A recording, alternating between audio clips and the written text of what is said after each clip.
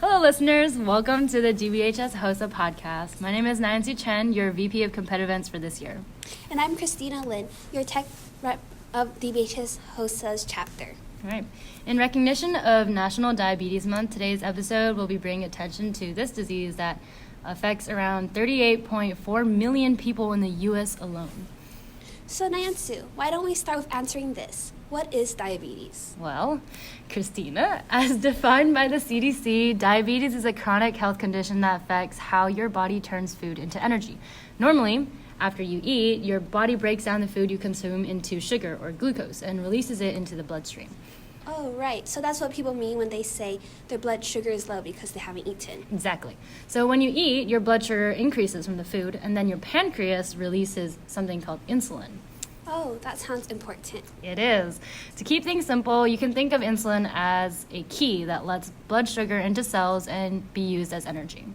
How does the body react in a person with diabetes?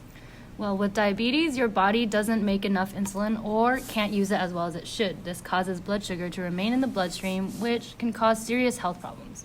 There are three main types of diabetes: type 1, type 2, and gestational diabetes, which is diabetes that 1 to 2% of pregnant women develop. And how are these different from each other?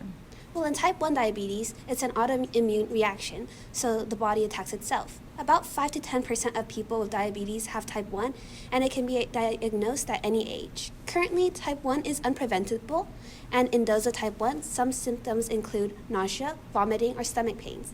Symptoms can develop in a few weeks or months and can be severe. Oh, that sounds awful, but good to know.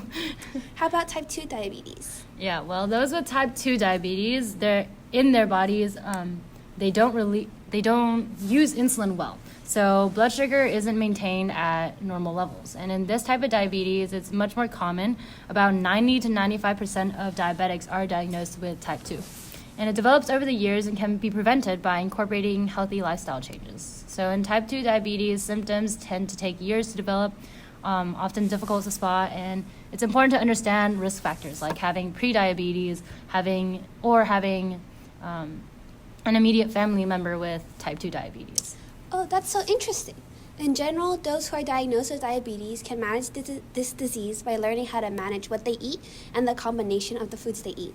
Some medications, like insulin, are used to lower their blood sugar levels, but in order to ensure effectiveness, consistent timing and size of dose are very important. Yeah, so in addition to medications for treating people with diabetes, what are some preventative measures that you can take to avoid developing type 2 diabetes, since type 1 has no current preventative measures?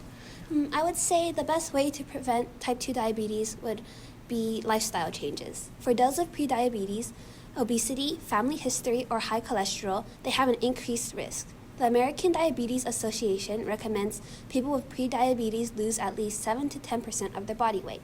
Being physically active is also beneficial as it aids in losing weight, lowering blood sugar, and boosting sensitivity to insulin. The most important thing would be eating healthier and avoiding fad diets. Plant foods like leafy greens contain fiber and carbohydrates that supply energy and aid in digestion. However, it's important to limit processed foods and carbs high in sugar without many nutrients. Oh, that's good to know, but it appears that we can't avoid our vegetation. But, preventative medicine is always the best form of treatment. Yeah, it was so interesting yesterday, the HOSA activity we did, where we measured physically how much sugar and fats in a meal. I thought it was pretty crazy because when we see the numbers of how much sugar and fat, we don't really understand or fully grasp how much it physically is that you're eating. Yeah, it's different seeing an actual burger versus the whole pile of sugar that's, equivalent to the amount of carbs in it.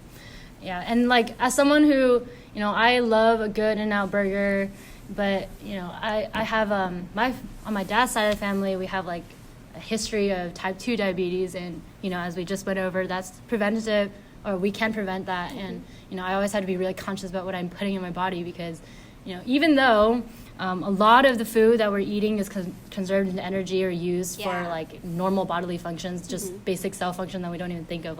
We all know the mitochondria is the powerhouse of the cell. But, you just have to be really conscious about it. And it's not just people with family history, but, I am more at risk. I have the short end of the stick here. Oh. just always be mindful. And do you have any personal?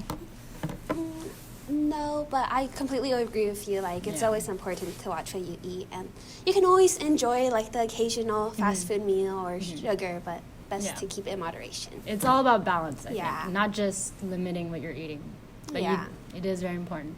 So, thank you for joining us today. That concludes this month's podcast, and we hope you tune in to next month's. Thank you. Bye.